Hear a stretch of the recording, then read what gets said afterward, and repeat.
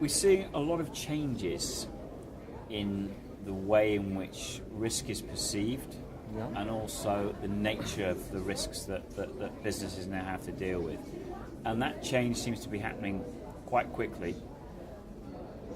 Is that in any way going to affect the way you operate as a business in terms of the kind of provision of coverage that you're going to be giving to customers in the future to try and look after some of these more emerging threats that are out there?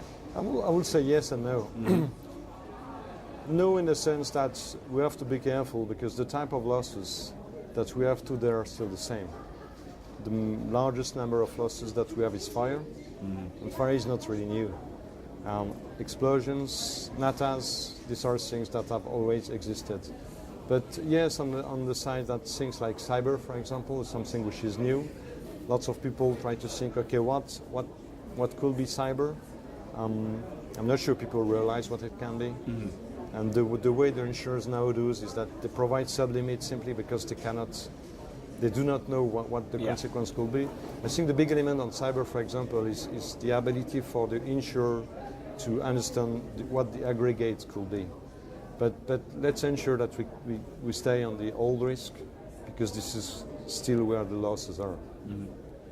And you're sitting in front of one of your now quite well-known posters around this resilience campaign, and I guess at the heart of that campaign, it doesn't really matter what the risk is.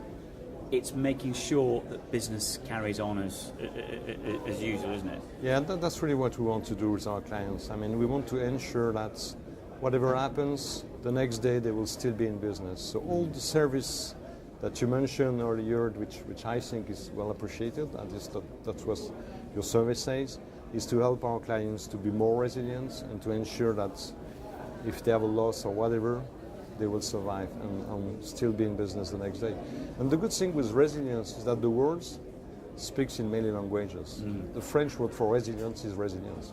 So that's good because that's very flexible and appreciated by the people.